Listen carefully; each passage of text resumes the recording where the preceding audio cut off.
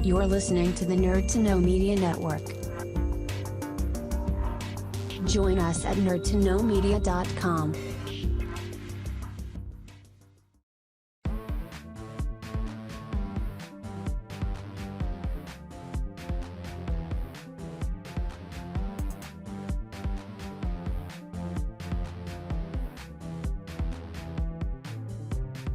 Hello and welcome to another episode of Doing It for the Exposure, the show that's covered in rhinestones doing the bump and grind with puppets. I'm your host Mannequin Blue, and today's special guest is the multi-award winning performer, producer and creator extraordinaire Bella Agogo. Hey babes! Hey babes, how are you? Do my best during a pandemic. Yeah. Making the most of it. Making the most, but making art, being creepy. Most of it. Making the most, but making art, being creepy, you know. The huge. The huge, absolutely. I think that's the most enthusiastic intro we've ever had. I'm lying on my bed talking to you right now. I've got my stage lights on. I'm putting makeup on in the first place. I mean, let's just have a boola bus for that. Yeah, gosh, you're so glamorous.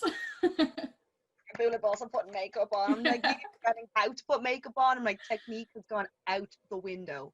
Oh, I know the feeling. Just being in for the last 6 months, it's like, why do we need makeup anymore?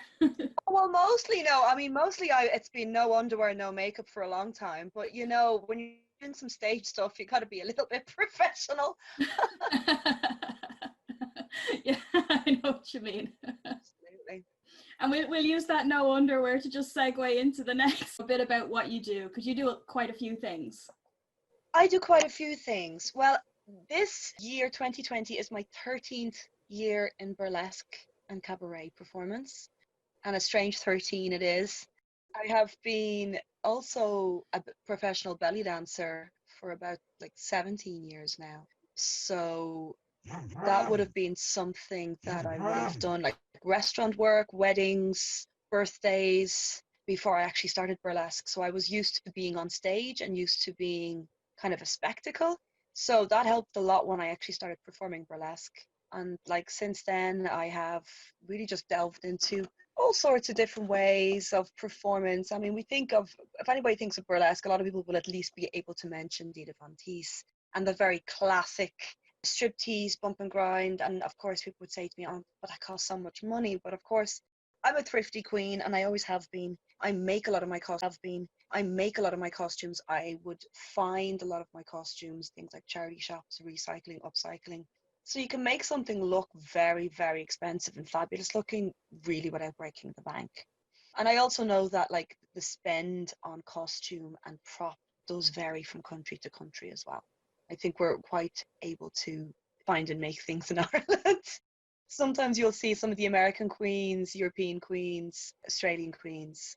But it's just a way of making things look beautiful and expensive without spending a hazardous amount of money. People would say that, you don't do burlesque to make money, you do burlesque for the love of it. But I would tend to disagree. There's a lot of people who are making money at it, and I think it's important that we don't go into it with kind of the star-bit artist point of view. So yeah, I mean, I love the art of it. I love the creativity of it. I tend to use a lot of music that isn't used, particularly in the Irish scene. But I've also found that when I performed abroad, don't tend to use the same music, which again is great too, because you're not using the same music over and over and over again. So you want to keep yourself unique. You don't want to be copying anybody. You want to really find your own way. Of course, there is kind of classic tropes, the glove peel, the bump and grind, seduction with your eyes. There's different kind of elements there that are quite classic. And if they're used properly and creatively, you can kind of really go, oh yeah, they've done their homework, they've done their research, but it's still fresh. So people are wondering, what the heck is burlesque? Burlesque is a mixture of striptease, comedy, storytelling, glamour.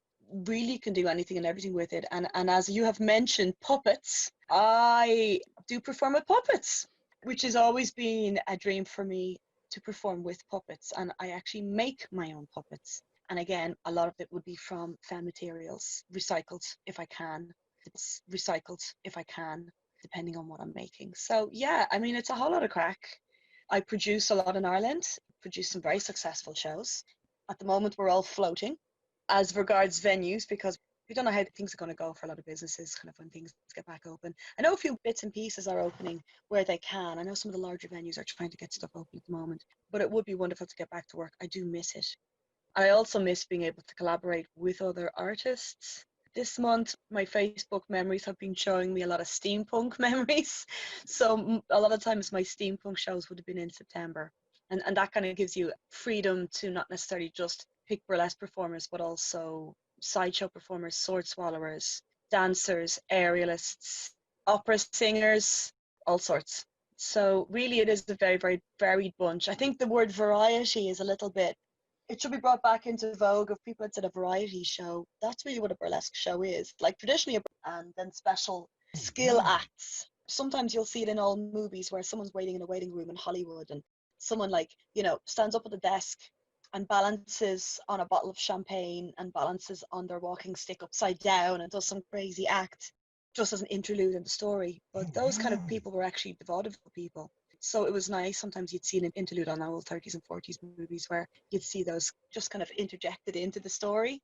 And I think it's very important for people to remember that you're going to see an experience and you're keeping art alive. And we want to keep art alive in this country and all over the world. We want to keep art alive. So it is really important to not just focus necessarily on the striptease aspect of burlesque because it's a bit of everything in there, you know? Yeah, and even like from seeing you perform yourself, you have quite a variety of different styles of performance. Like you said, you have puppets, you have burlesque, and then there's the more fun ones where you get dress in costumes, and I think don't you have a trampoline act as well? You know what, actually, with the trampoline act, it's an award-winning act, first of all, because it's fabulous. Again, it was me being very influenced by those vaudevillian acts. But the last time I performed it was at my Dark Pearl burlesque show, and 3 of the legs gave out. Oh my goodness. Yeah, so and it was kind of like because it would tend to move around a little bit, it's a trampoline, it's a 3-footer, it's the ones you use for exercising. So we kind of had it like, taped to the ground and like kind of shoved up against the back of kind of like the front part of the stage. And 3 of the legs gave out. And of course, when you're on stage, it's live theatre. So if something goes wrong, you have to keep going. It's like with sketches, it's known as yes and. If you're willing to kind of just, something's gone wrong, or if there's an empty spot, just fill it, do something, react to it. So I remember just going, oh my goodness. I think I wagged my finger at the trampoline. And then I literally put it on its side, rolled it off to the side of the stage where my good friend Lydia Adams, aka Beastie, my stage manager, caught it. And I just jumped without a trampoline on the carpet for the rest of the act and finished off the act. And everybody was just like, yeah, oh my God, so amazing. And like, it's like it didn't even matter that the trampoline broke. They were just like, you continued, how amazing. But that's what experience and well, I mean, it's obviously also my show, so it's not like I could run off mortified and hide in the back for the rest of the show anyway. So people just actually really respect the fact that it did go wrong. They respected it more that I continued. But it wasn't until the next day that I realized, oh my God, I could have broken my ankle or my knee. I'm so grateful I didn't. So there is an element of danger when you walk on stage, whether you're in your bare feet and you walk on a piece of glass, or you're walking in some high heels and you fall flat on your face, which also has happened to me on occasion, but you just learn to keep going. So it really is a metaphor for life. Just keep going. Just keep going. The show must go on. Right, especially when it's your own show and you have no choice. At least you can laugh about it on the mic afterwards. I had a good laugh about it. I went, oh my God, am I amazing? Like, that was really traumatic. And everybody's just laughing their asses off, not realizing it actually was really traumatic. But you have those stories now as well. Oh, I have so many stories. I mean, like, to think this year alone, I won a title this year. Like, you kind of go, what? So the Mix Horror Ireland ran their show in February, and I got Mix Ghoul Ireland, so first runner-up. So I have a title, Mix Ghoul Ireland, so first runner-up, So I have a title for the ghouliest of ghouls in this country this year. And I cycle around, walk around. I have this fantastic laser cut boo necklace. That was part of my prize. And I like, because I can't walk around with my crown all the time. So I walk around with my boo necklace going, I'm Ireland's #1 ghoul. Oh, yes. Who says you can't wear your crown all the That was time? back in February. And like, how much has happened since then, you know? And that was also with a puppet. So for anybody who wants to find that, you can find if you look me up on YouTube. I was Ripley from Alien, and I danced with a xenomorph that I made. And I was so excited to create it and do it. It was the most difficult puppet I've made so far, and I've learned a lot, and I still have to, I think, have to tweak it a little bit. But I mean, that's the whole journey, isn't it? It's like taking a chance on stage. And I remember I wanted it to be really scary, and on the quiet parts, people kept laughing, and I was on stage going, oh God, oh God. But again, even if you'll feel nervous and you're like, I'm not sure if this is working, you have to keep going. It's an amazing thing. I mean, I really enjoyed the process, and the night itself was absolutely insane. So yeah, winning a title this year has been great. It's just been such a bummer that I haven't been able to do too much with it. I know what you mean. And before that as well, was it 2018, you were Miss Burlesque? I was Miss Burlesque Ireland 2018. Yeah, looking at my crown right now. Yeah, I did a lot with that. That was, I mean, that's a moment, you know, when you win a pageant. Anybody who watches like big pageant shows or is part of big pageant shows, any kind of pageant shows, knows, you know, everybody wants that moment up on stage going, you love me, you really love me. Yeah, it was fabulous. And of course, my black eye makeup was going everywhere. My friend Santina, who was a previous Miss Burlesque Dublin winner, was like wiping the black from under my eyes. And I was like, you know, giving the metal fingers, going, yes, on stage. There was nothing demure about my win, let me tell you. But I bust my ass. Like, I mean, people say kind of I go in and I see how I go, but like I had applied 2015 and didn't place. I placed top 5, and I had been performing a long time, and I suppose I felt, yeah, I was totally like flabbergasted. But I mean, that's the whole thing about doing a competition, is like sometimes you don't win, and I think it's actually really good for our mental health and our ego to, like, how do you accept not winning? So I had to suck it up and learn a few lessons. So when I came in, even mentally, I was a lot more prepared. I mean, I was prepared to win. Let me, I'm not gonna say that, but I was also backstage going, just in case you don't, Bella, don't lose your shit. You know, you've done a great job. You've put up some, you know, you've done a great job. You've put up some, you know, some stellar performance. You've performed. You were I mean, I rehearsed so much. I was really prepared.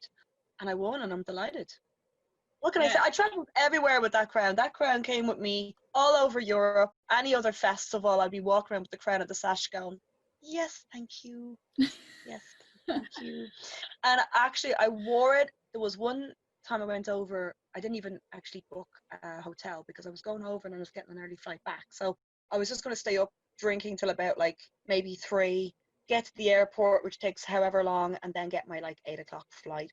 So kind of when I got there, I was like, okay, I really want to go to Buckingham Palace in my crown.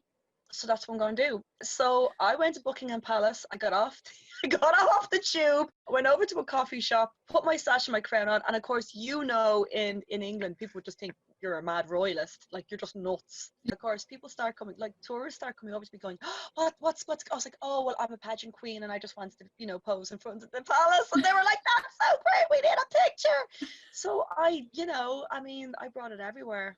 Sure, why not? The whole point is to celebrate it. And it's also like when I was traveling, you're an ambassador for your country.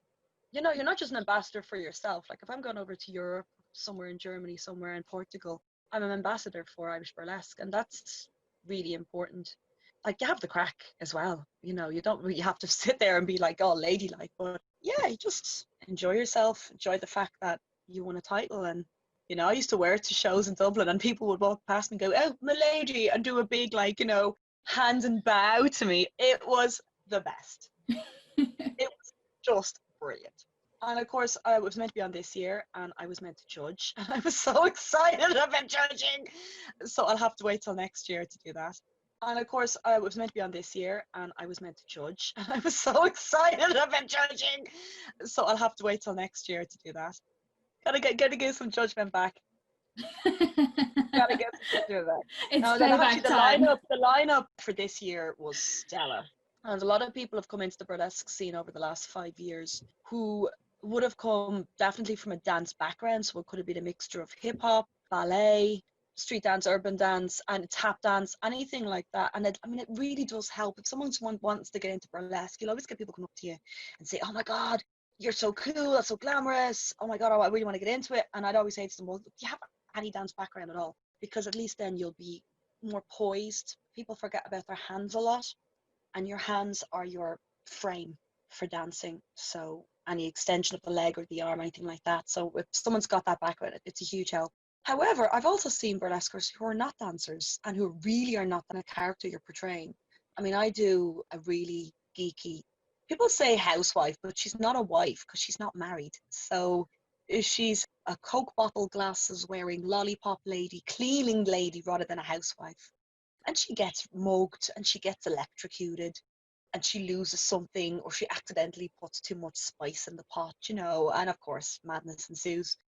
Dolly Potts and Bella Agogo are both 13 years old this year, a couple of months apart, but I was required at the time to come up with a comedy act. I'd only been performing a very short time. Can you imagine? You're performing like 4 months, and then your producer, which was the only show I was working at the time, goes, "Well, you need to come up with a comedy act for the next show." And Someone the looked at me going, panic sets in. "Absolutely." I mean, I want to do it so much, but can you imagine? Like, I can imagine if I said to someone to be like, "Bella is an absolute wagon. Like, I'm only getting wagon. Like, I'm only getting to do this, and I have to like pull a new act out of my ass." Essentially, I'm like, "Yeah," but at the time, the only producer for really the only biggest burlesque show at the time, that's what she asked me to do, and I rose to the challenge. And because of it, like, I opened Rocky Horror with Miss Dottie Bots, like, because Rocky Horror, like, it is very sexy, but it's also just very geeky and queer and off the wall. Wanted Sarah Cleary, who runs Rocky Horror Ireland, wanted something bananas to open the show, and Dottie Potts was it. Like, Bella Agogo would have been too sexy and too, I suppose, traditional in the land of weird. You know what I mean? It's kind of like, it's not traditional bump and grind with a real classic act. It's like something goofball. And I've been performing with Rocky Horror for over 12 years. Yeah, about 12 years. Just shy of 13 as well. So when you take a chance, you'll find yourself in unexpected places. Absolutely. And actually, I was going over doing some burlesque in Scotland, and I was in Glasgow, and the reason I clinched the gig in the first place was because I said, "Do you want to see my Falcor act from the Neverending Story?" And he was like, "You're booked." "Not said, you're booked." And I was like, "Yes, Falcor." So he's an international dragon. My beautiful sloth has yet to go international, but he will. And so I'm just living precariously through my dragons and my sloth animals at the moment, and all my other creatures that I'm surrounded by right now. So The fascinating thing I find as well is that you make all the puppets yourself. Like, how did that come about? How did you decide I'm going to make puppets and then bring them into my performance? I suppose sometimes I'm always telling people, particularly those who are starting a performance, go onto YouTube or go onto Vimeo, but go onto people's videos and actually see people's act. I'm doing a cat act, or I mean, that's like, if it can be done brilliantly, absolutely, but it's so cliche. You've got Eartha Kitt Catwoman, you've got that 60s kind of, feline Catwoman, you've got that kind of thing. So I'd always say to them, don't try and do an idea yet. Just look at what people are doing already. Look at as go back as much as you can and see what they're doing already. And I did see people in other countries, but to be honest with you, I was a bit scared. I was a bit nervous of doing puppetry on stage because I didn't have puppetry, like, I didn't have specific official training. And I'd been a huge fan of Jim Henson forever. I mean, going back to the Muppets, going back to Sesame Street, going back to The Dark Crystal, going back Yes. to Labyrinth, going back to all of that. Just the fantasy, the mechanics of it, some of it could be so delicate, like the little gestures a little puppet would make and how you from all of those. So I was always fascinated by that. But also, like, the palette puppets, you see the Muppets, with the big googly eyes, and how amazing you can make a character from some people who would just say it's something inanimate. So for me, I actually wanted to do it for ages before I actually did do it. And the first time I saw someone doing a puppet act here was actually Bunny, the drag queen, who was singing with Animal. She had a little animal puppet and she was singing duets on the George stage. And I was like, oh, amazing. So it's actually Bunny's fault. I haven't told her. I'm like, Bunny! I mean, this absolutely amazing, tightly corseted, huge pageant hair, but then singing like Time to Say Goodbye with Animal on stage. So that crazy juxtaposition, I was like, that is absolutely fantastic. And it really was from then, and I was like, okay, I can definitely do something with puppets. And like, okay, I can definitely do something with puppets and make a go of it and get a response that you want to get from it. It's trial and error, really. It's trial and error. I really, really, really wanted to make a Falcor puppet. So I found a pattern to make his body. So I really only had to figure out how to make his head within the pattern I'd already got. Do you know what I mean? So I wasn't starting from absolute scratch. With the slot puppet, I based his head and face from it. I was watching a lot of tutorials on YouTube. There's a lot of tutorials on how to make puppets, but then again, I didn't have a pattern. So again, you'd kind of cut something out and then fix it together, and then that doesn't work, and cut a bit off and fix it together. And then what happens is, if you kind of find a pattern that works, then you make your own pattern, and then you have that for future. So my slot puppet is much more kind of based off the soft body, structured head puppets that you'd see on the Muppets. Kind of like some of the lesser known ones, Tans, so they can articulate quite well. Where Kermit, like, it's a hand on a stick. So he can move the arms and the elbows, like he can work the joints, but he can't actually move the fingers. Where a lot of those puppets you'd see, it's actually the puppeteer's hands inside the puppets, and then someone else is doing the head. So there's actually two people working one puppet. And that's a lot how the Muppets and the Sesame Street puppets are actually worked. They're one puppet usually with two people.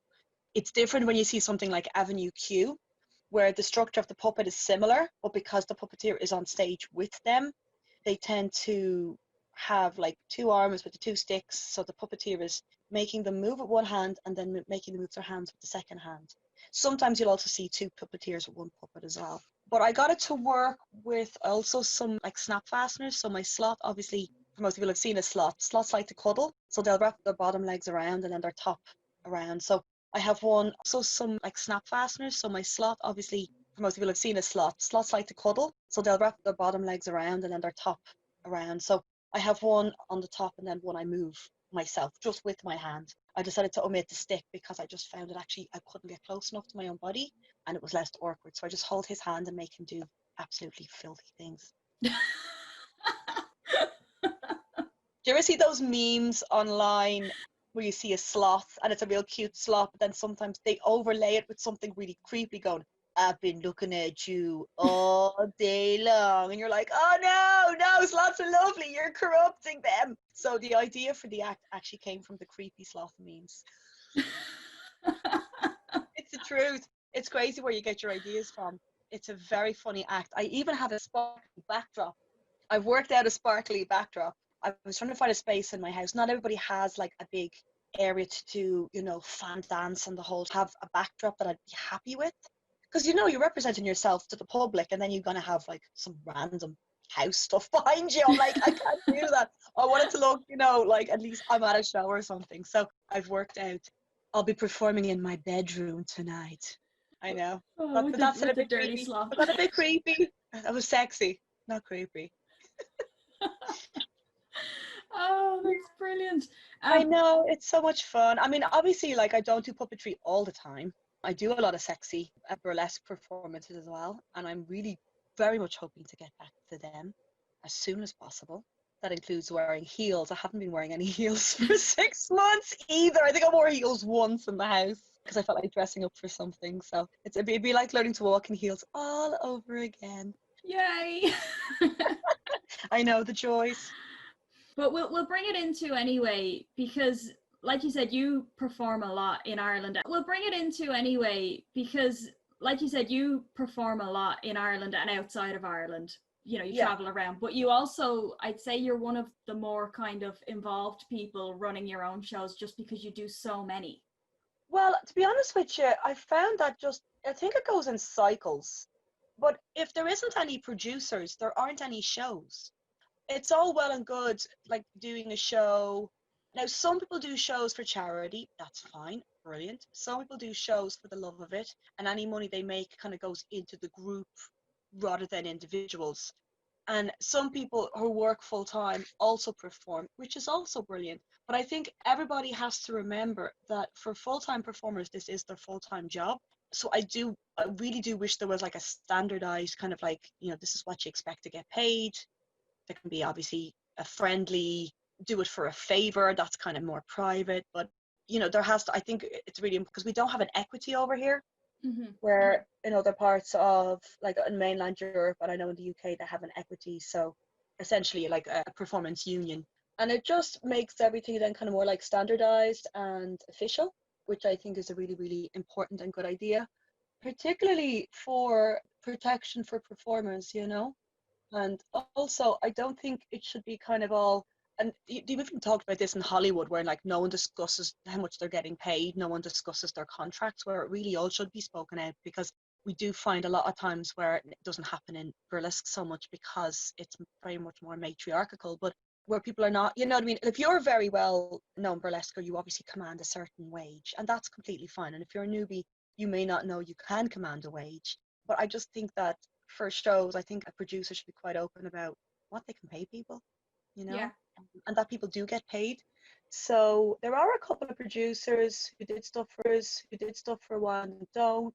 There are a couple of producers in Ireland who are still doing things. And then there are people who would do some great shows and then they might do something for ages. And that's totally fine, they've got their life, that's fine, it's not feasible for them.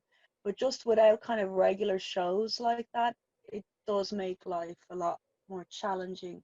I mean, not only am I a burlesque performer, but I'm also a performance artist. So I do corporate. So that could be the Christmas party for Facebook, or it could be a launch of some new drink, booze or otherwise, or it could be, a family friendly kids corporate do. Like I just December gone last year, I played Elsa from Frozen a load of times. Learned all the songs, really good with kids, posed for kids, interacted, sang the songs. And all the parents were looking at me going, are you not sick of the songs? I'm like, nope, love it. Book me again, book me more. So you have to. Yeah. You're doing all sorts of gigs. It can be just random gigs that you're doing. But also because I work well with kids, that's an advantage. Not everybody wants to do kiddie gigs. I have no problem with kiddie gigs. I actually find the kids are much more sound than the adults anyway. But yeah, like I would love to see more quality producers in Ireland. I mean, see, it's a lot of work. Not everybody wants to do the work. You don't just put a show on. It's like if you build it, they will come. It doesn't always happen that way. So there's a lot of promotion and hard work behind the scenes before you get on stage and shake your tits at people. But it is true, I mean, at the end of the day, burlesque is theatre. You have a show, you have sound, you have stage managers, you have a host, you have a whole show. So it would be wonderful to see more quality producers and stuff like that. And of course, everybody's gotten knocked a lot, particularly at the moment. So we're just going to have to see what's going to kind of come out of it. I know some of the drag shows are back now, which is great, but they're not using the George. Knocked a lot, particularly at the moment. So we're just going to have to see what's going to kind of come out of it. I know some of the drag shows are back now, which is great, but they're not using the George. There's a few different venues that are being used. So you're going to see some queer cabarets, you're going to see drag shows. So hopefully we'll get some stuff going. Really, we need to get actual venues on our side as well. If you're working with a venue that wants you there, that's half the battle. It really is half the battle. So I always say to people, don't fall out with people. Have a nice relationship with people. Keep that nice relationship. Oh yeah, don't burn any bridges. No, be sound. I mean, there's a disagreement on something or other when you're working, but I mean, in general, it's very important that you do work nicely with others as well. So, I mean, I've been producing my steampunk show. I have to kind of like omit this year and just say, this year is included, even though technically I haven't produced anything this year. But I mean, you would have. Oh gosh, yeah. I mean, like, of course, so my dark pearl is usually every 2 months. My supposed to be Mexican, but it's definitely not a culturally appropriative show. It's actually very respectful, and I book as many Latinx performers as possible, as well as donating money to charities. So it's actually a very kind of culturally conscious show. And that show, of course, was to give people a space to grieve. That's where I started the show. My sister lost a child. He was very premature and he lived for a month, and it was a way of me processing my grief as well. I wanted a space where people were allowed to talk about death and allowed to talk about grief and loss, but also in a positive place to remember them and honor them. So we have an altar rather than just kind of, going to the wake, going to the funeral, do the month's mind, do the year anniversary, and then kind of otherwise not talking about it, because mental health is such a point of conversation, and how there's really such a lack of mental health support in this country as well, and how people don't talk about their mental health. So it's very important to talk about it. And I've had a lot of people tell me that well, and how people don't talk about their mental health. So it's very important to talk about it. And I've had a lot of people tell me that it really helped them, that they had a space just to be, and they could sit there and cry for the whole night if they wanted to. And that was okay to do those things. And everybody on stage was performing an act for someone that they loved that had died. So it's very different than like a Mexican theme. No, we're not going to go there. Yeah. And I'm very aware of that. And also speaking to my Latinx friends and actually getting feedback from Mexican people on how best to kind of proceed. And it's worked out very well. But it is sad because it's 10 years this year and I can't do a show. Yeah, I mean, this year's kind of, I don't know, I think it was kind of a write-off for everybody. Oh, It yeah, doesn't necessarily absolutely. mean that you can't celebrate your 10-year anniversary, just, maybe in a different Oh, of way. course, of course. I've had a couple of people mess me saying, gee, I'm using so I can do it properly and professionally. But I was thinking of doing something online. It's just difficult because when you're backstage, you have other people to support you emotionally if you are emotional, where you could be in the house on your own performing it, and then you're kind of on your own the whole time. And then, everybody says goodbye, have a great night. And then you switch your computer off and you're like, oh, I'm on my own. So I'm kind of being conscious of it. I'd like to do something.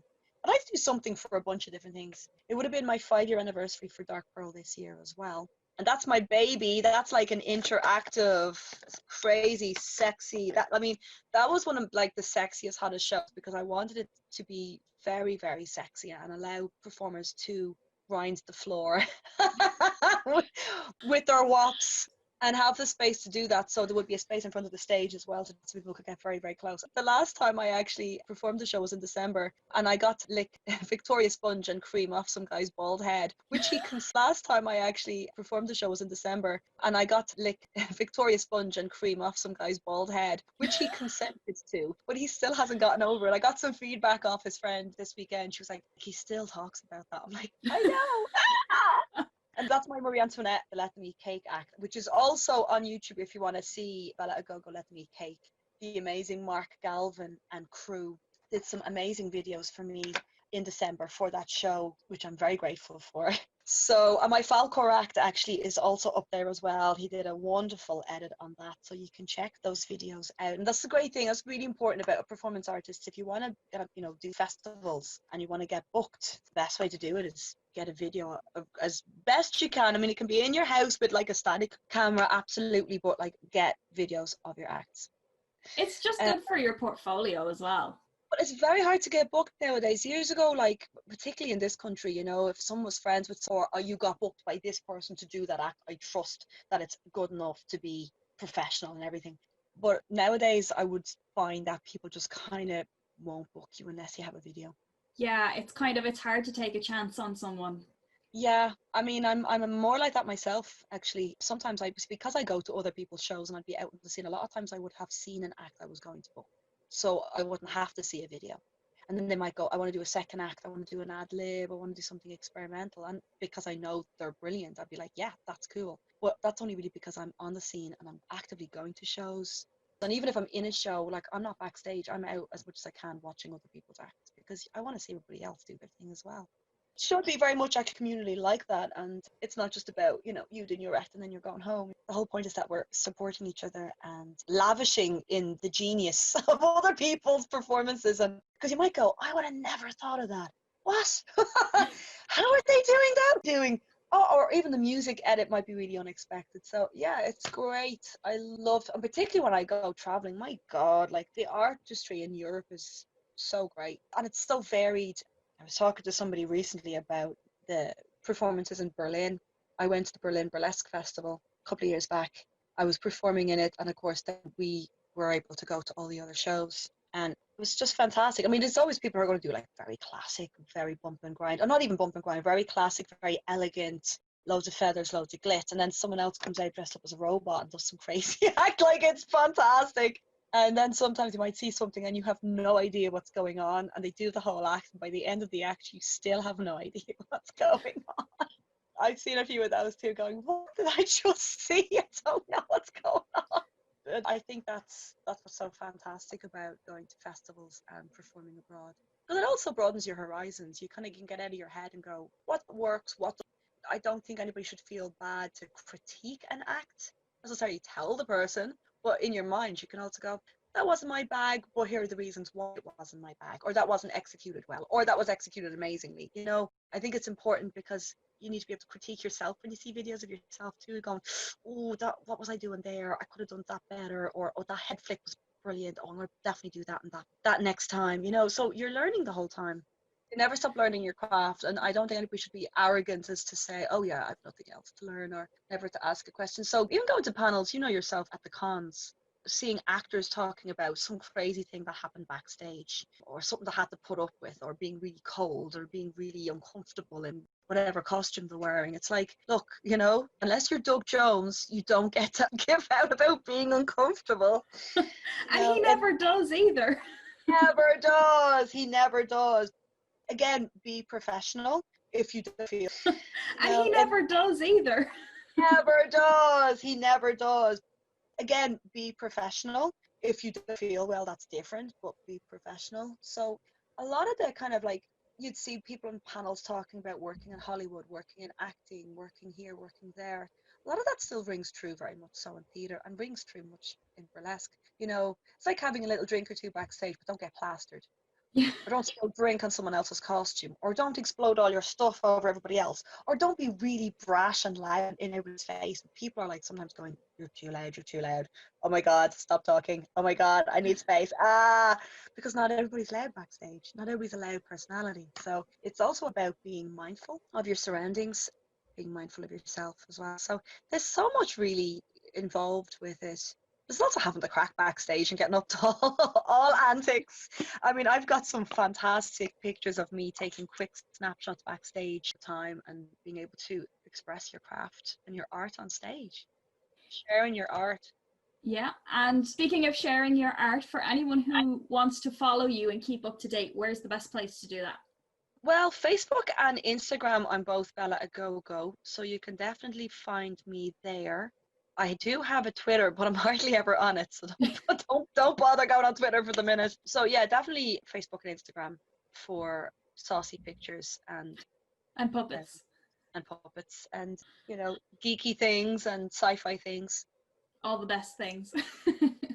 Well, and you know, in our opinion, but I mean, you know, if you're living the Muggle life, you might think, what are we talking about right now? You know, so. I don't know, I can't imagine too many adamant muggles really listening to the show in the first place, because we talk about some crazy stuff. I'd say is do. So just before we go then, is there anything else that we haven't touched? I'd say is do. So just before we go then, is there anything else that we haven't touched on that you'd like to talk about? I think I'm okay for the moment. You see, I suppose because I don't have particular shows coming up. So at the moment, no, unfortunately, I would love to, but I don't have anything at the minute. Okay, that's no problem at all. So Bella, it's been an absolute pleasure. Thank you so much for taking the time out to talk to us. Thank you for listening to my madness. Of course. And everyone at home, make sure to follow Bella, and hopefully when the shows start coming back, go to see her shows and tip the performers, because that's very important as well. Tip the performers, absolutely. And like any live shows that are coming up online, there will always be a link to send money tips. Now, I know a lot of people use PayPal, which is fantastic because a lot of people have PayPal, but not everybody uses PayPal. So just always look for the link. Usually the person will say it as well, where to go. Let's keep art alive because it's our bread and butter and we want to keep eating bread and butter. So, and it keeps the world ticking over as well, you know? Well, art is essential, and that's one of the things I've been putting up on my Facebook. Pandemic or not, art is essential because, as you know, we had heard in the media that art wasn't essential, and a lot of artists got really annoyed. It was like, what do you think you've been reading and Netflix binging and enjoying visually online, guys, is art. Yeah. So respect that it took effort to make that art. It's not for free. Like, respect the artists. Yeah, 100%, 100,000,000%, always, always, always. And that's why we do what we do, is to just keep putting the artists out there. And hopefully, you know, even if one or two people learn about an artist that they might not have known before, that's, you know, if they tell two friends and they tell two friends, eventually it comes back around. Absolutely, and I really appreciate you giving me your time today. Very, very important to remember, and particularly those who are still working full time. You know, if you're going to consume, please try to consume Irish business, small business, self-employed, and remember when things can go back. You know, book someone like me for like a private party, house party, belly dance for a wedding. You know, all these artists that have so much going for them and can give you so much and make your event so fabulous. You know, just remember us. Yeah, absolutely, and we'll keep pushing artists for as long as we can. Honestly, Bella, just thank you so much for like doing what you do. It's amazing. Oh, you know what? I really appreciate that. And I know you're not just saying it because we're on a podcast together. But no, really, honestly, anybody who like sends a little message or anything like that, all messages of encouragement right now mean so much more. They always mean so much, but they mean so much more because it really can change someone's day. Now we need all that support. So for yourself as well, be fabulous, stay safe, and I'll talk to you soon. Yeah, take care. So if you enjoyed this episode of Doing It for the Exposure and would like to hear more in the future, make sure to follow us on Facebook, Instagram and Twitter at DIFTE Podcast. You can also check out our stream on nerdtoknowmedia.com. We stream weekly on Spotify, SoundCloud and YouTube. Thank you so much for listening. Thank you for listening to The Nerd. Join us at nerdtoknowmedia.com.